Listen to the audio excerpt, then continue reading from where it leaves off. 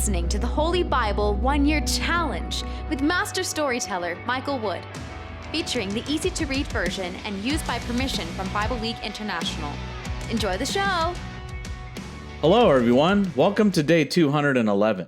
We're continuing in the book of 1 Chronicles. We will be listing Issachar's descendants, Benjamin's descendants, Naphtali's, and Manasseh's descendants.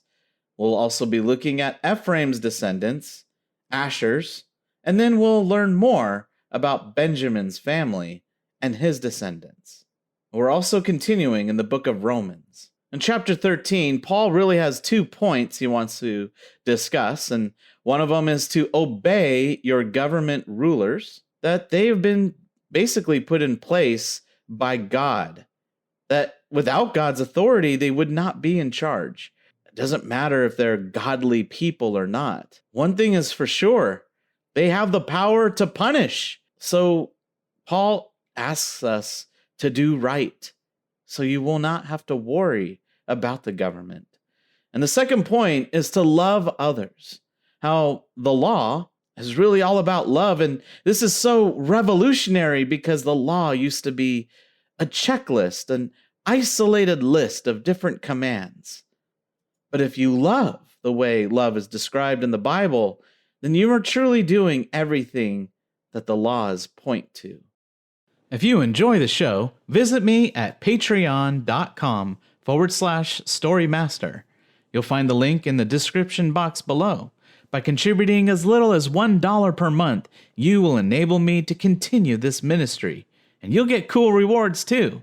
Together, we're going to get through the Bible in 1 year. Let's get started. 1 Chronicles chapter 7. Issachar had 4 sons. Their names are Tola, Hua, Jeshub, and Shimron. Tola's sons were Uzi, Rephaiah, Jeriel, Jamai, Ibsam, and Samuel. They were all leaders of their families. Those men and their descendants were strong soldiers. Their families grew. By the time David was king, there were 22,600 men ready for battle. Uzi's sons were Izrahiah. Izrahiah's sons were Michael, Obadiah, Joel, and Ishiah. All 5 of them were leaders of their families. Their family history shows they had 36,000 soldiers ready for battle. They had a large family because they had many wives and children. The family history shows there were 87,000 strong soldiers in all the tribes of Issachar. Benjamin's descendants. Benjamin had 3 sons. Their names were Bela, Becher, and Jediel. Bela had 5 sons. Their names were Ezbon, Uzi, Uziel, Jeremoth, and Eri. They were leaders of their families. Their family history shows they had 22,034 soldiers. Becher's sons were Zemurah, Joash, Eliezer, Elionai, Omri, Jeremoth, Abijah, Anathoth, and Elameth. They all were Becher's children. Their family history shows who the family leaders were, and it also shows they had 20,200 soldiers. Jediel's son was Bilhan. Bilhan's sons were Jeush, Benjamin, Ehud, Kanah, Jethan, Tarshish, and Ahisha. Jediel's son was Bilhan. Bilhan's sons were Jeush, Benjamin, Ehud, Kanah, Zethan, Tarshish, and Ahishar. All of Jediel's sons were leaders of their families. They had 17,200 soldiers ready for battle. The Shupites and Hupites were the descendants of Ir. Hushim was the son of Aher. Naphtali's descendants. Naphtali's sons were Jaziel, Guni, Jezer, and Shalom. And these are the descendants of Bilhah. Manasseh's descendants. These are Manasseh's descendants. Manasseh's Aramean slave woman had a son named Azriel. She also gave birth to Machir, the father of Gilead. Machir married a woman from the Hupites and Shupites. Machir's sister was named Maacah. The name of the second son was Zelophehad, who had only daughters. Machir's wife, Maacah, had a son. She named his son Peresh. His brother was named Sheresh. The sons of Sheresh were Ulam and Rakem. Ulam's son was Bedan. These were the descendants of Gilead. Gilead was Machir's son. Machir was Manasseh's son. Machir's sister, Hamaloketh, had Ishhad, Abiezer, and Mala. Shemita's sons were Ahian, Shechem, Likhi, and Aniam. Ephraim's descendants. These were the names of Ephraim's descendants. Ephraim's son was Shuthelah. Shuthelah's son was Bered. Bered's son was Tahath. Tahath's son was Eliada. Eliada's son was Tahath. Tahath's son was Zabad. Zabad's son was Shelthulah. Some men who grew up in the city of Gath killed Ezer and Eliad. This happened because Ezer and Eliad went there to steal cattle and sheep from those men in Gath. Ephraim was the father of Ezer and Eliad. He cried for many days because Ezer and Eliad were dead. Ephraim's family came to comfort him. Then Ephraim had sex with his wife. She became pregnant and had a son. Ephraim named this new son Beriah because something bad had happened to his family. Ephraim's daughter was Shirah. Shirah built Lower Beth Horon and Upper Beth Horon and Uzan Shirah. Riphah was Ephraim's son. Resheph was Rephai's son. Talah was Reshep's son. Tehan was Talah's son. Ladan was Tehan's son. Ammihud was Ladan's son. Elishama was Ammihud's son. Nun was Elishama's son. Joshua was Nun's son. These are the cities and lands where Ephraim's descendants lived: Bethel and the villages near it, Naran to the east, Gezer and the villages near it on the west, and Shechem and the villages near it all the way to Ayah and the villages near it. Along the borders of Manasseh's land were the towns of Bethshan, Tanakh, Megiddo, and Dor, and small towns near them. The descendants of Joseph lived in these towns. Joseph was the son of Israel. Asher's descendants. Asher's sons were Imnah, Ishva, Ishvi, and Beriah. Their sister was named Sarah. Beriah's sons were Heber and Malchiel. Malchiel was the ancestor of Berzaith. Heber was the father of Japhlet, Shomer, Hotham, and their sister Shua. Japhlet had 3 sons. They were named Pasak, Bimhal, and Ashvath. Shomer's sons were Ahi, Roga, Huba, and Aram. Shomer's brother was Helem. Helem's sons were Zophah, Imnah, Shalesh, and Amal. Zophah's sons were Sua, Harnefer, Shual, Beri, Imrah, Bezer, Hod, Shama, Shilsha, Ithran, and Birah. Jether's sons were Jephuneh, Pispa, and Era. Ulah's sons were Arah, Aniel, and Riziah. All these men were descendants of Asher. They were leaders of their families. They were all respected as brave soldiers and great leaders. Their family history shows 26,000 soldiers ready for battle. 1 Chronicles chapter 8. More about Benjamin's family. Benjamin was Belah's father. Belah was Benjamin's first son. Ashbel was Benjamin's second son. Ahara was Benjamin's third son. Noha was Benjamin's fourth son. And Rapha was Benjamin's fifth son. Belah's sons were Adar, Gera, Abihud, Abishua, Naaman, Ahoah, Gera, Shaphuphon, and Haram. These were the descendants of Ehud. They were the leaders of their families in Geba. They were forced to leave their homes and move to Manahath.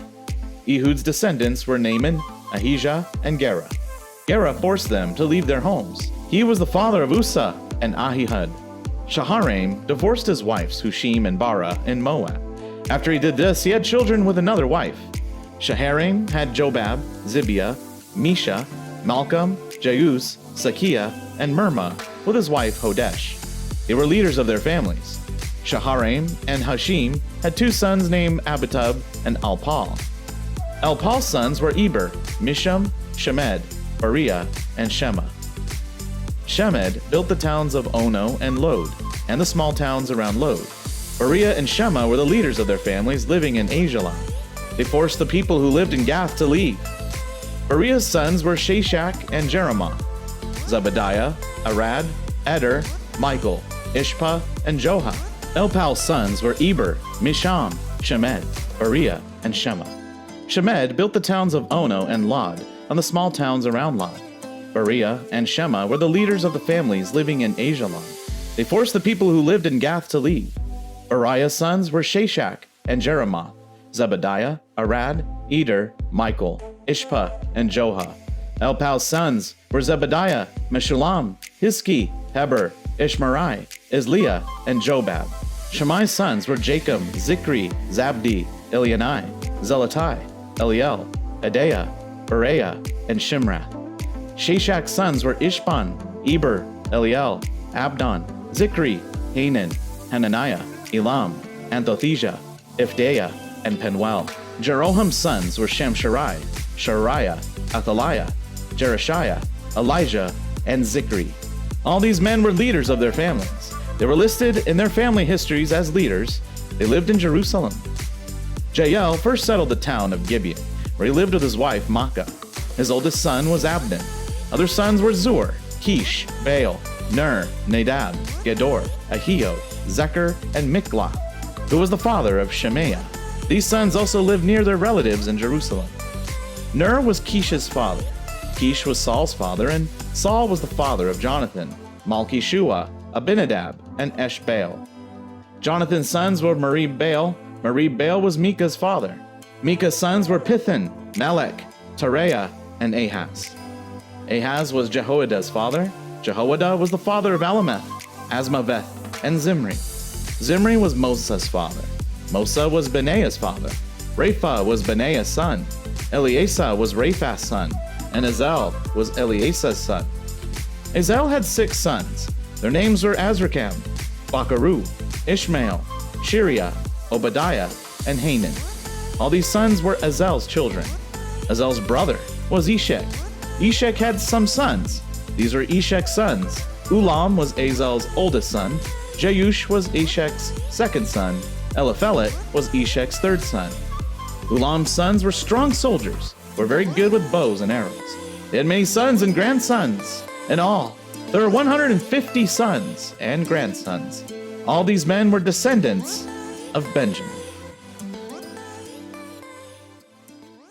Romans chapter 13, verses 1 through 14. You must all obey the government rulers. No one can rule without God's authority, and all those who rule now were given that power by God. So anyone who is against the government is really against something God has put in place. Those who are against the government bring punishment on themselves.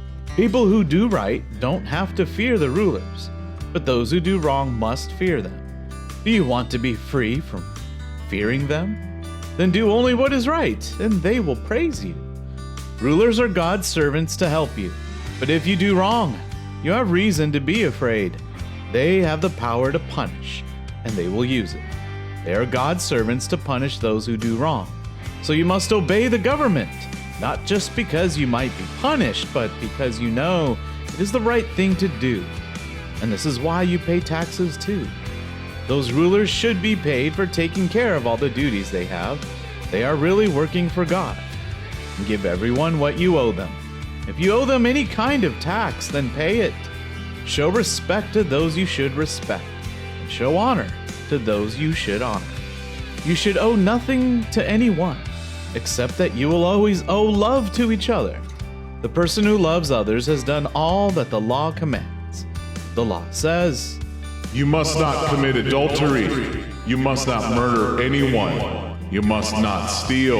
You must not want what belongs to someone else." All these commands and all other commands really add up to this one rule. Love your neighbor the same as you love yourself. Love doesn't hurt others, so loving is the same as obeying all the law. I say this because you know that we live in an important time. Yes, it is now time for you to wake up from your sleep. Our salvation is nearer now than when we first believed. The night is almost finished. The day is almost here. So we should stop doing whatever belongs to darkness. We should prepare ourselves to fight evil with the weapons that belong to the light. We should live in a right way, like people who belong to the day. We should not have wild parties or be drunk. We should not be involved in sexual sin or uncontrolled and shameful behavior. We should not cause arguments or be jealous. Instead, be like Christ Jesus your Lord. In everything you do, don't think about how to satisfy the desires of your sinful self.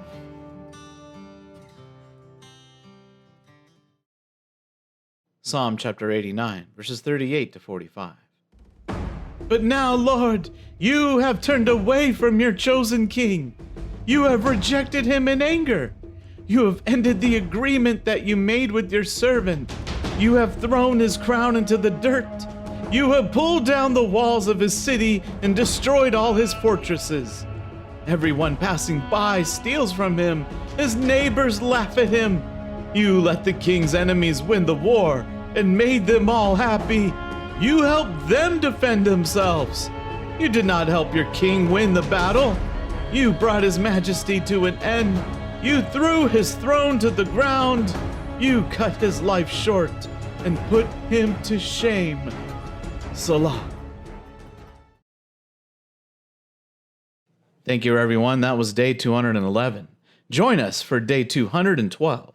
We're continuing in the book of 1 Chronicles. The genealogies continue, this time focusing on the people of Jerusalem that were taken captive to Babylon. And the author recognizes that they were taken there out of punishment because they were not faithful to God. You'll learn about the gatekeepers and the priests who lived in Jerusalem, and you'll hear about some of the Levites, one of which had the job of baking bread for the offerings. Then you'll hear the family genealogy of King Saul, and you'll hear about the unfortunate events that lead to King Saul's death, and why.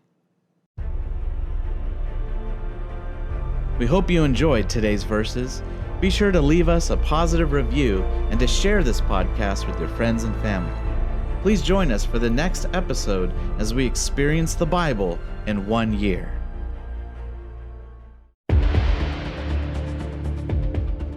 Did you know we offer online courses in creative writing, literature, and web design? Visit us at storymaster.online to learn more.